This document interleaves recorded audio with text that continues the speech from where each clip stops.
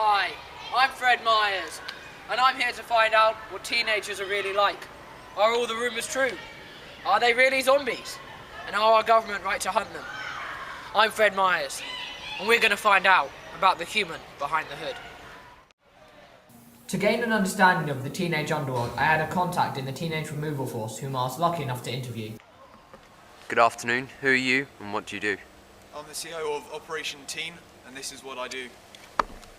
Oh, I'm like almost 20. I have a very exciting opportunity. I'm here with the captain of the Teenage Hunter Squad, Mr. Dover. Ben. Can I call you Ben? Yeah, that's fine. I was just wondering, so what do you do? I go around to all the neighbourhoods, making sure that all teenagers in the area are dispatched of. What's so wrong with teenagers? That's not the earth. They go around, they ruin the finances, they go around killing people, turning people into more teenagers. Of course. Do you only kill teenagers? I do only kill teenagers, apart from the one time I accidentally shot a 20-year-old. I mean, I just felt so terrible. I was kicked out for a year. That sounds horrible. So, how many teenagers have you actually killed? Well, at the moment I've killed 3,252,000. Make that 53. I was lucky enough to follow and film Ben to see how he operated. I was shocked, to say the least. He was exceedingly good at his job, and he hunted down teenagers with no sign of remorse.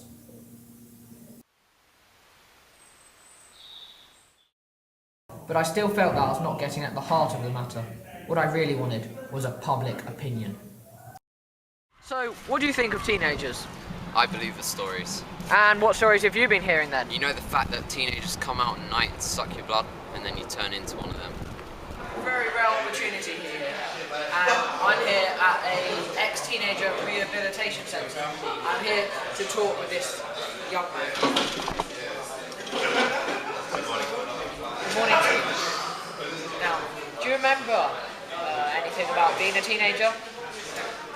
I remember my 13th birthday, and just a blank between that, and it was 6 years later, and I was waking up in a ditch. So, you can't recall anything from that time in your life? Faint smell of blood, toxins, fumes.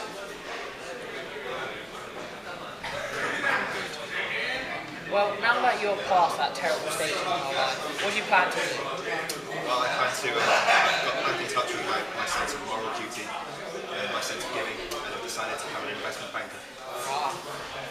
I really want to give something back. I was sceptical of the public opinion, to say the least. I wanted to get a scientific view on the matter. Again, I've got a very rare opportunity here. I'm here with Professor Paul, and he is the head of the science research department here that work on teenagers. Should we have a closer look? Here at the science industry, we are here looking at a new phenomenon that has risen in the past few years, that of teenagers. We're looking into the chemistry, biology, and even the physics of teenagers. Now, as you can see, we are here to find out what makes them tick, so that we can fix them.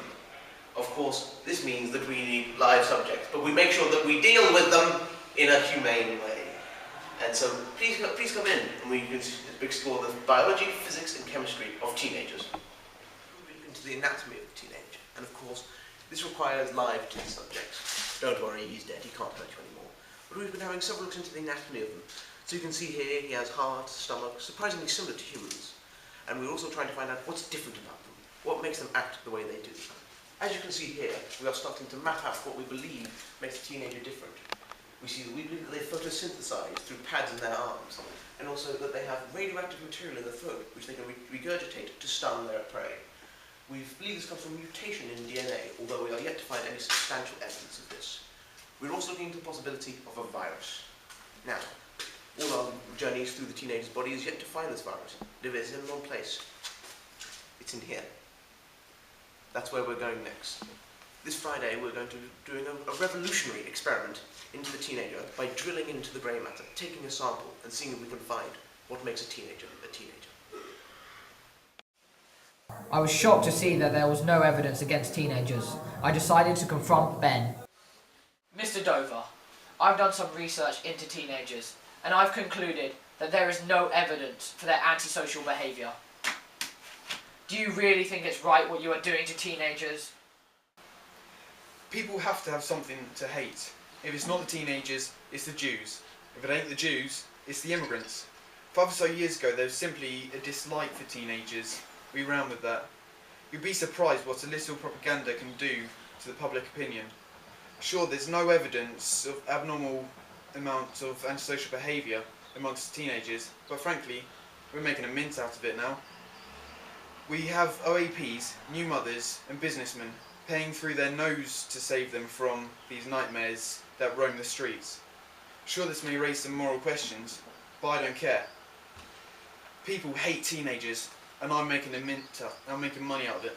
Now get the fuck out of my office! I was amazed that these people were willing to make a profit off the lives of innocent people. How can someone morally make a profit off of lies?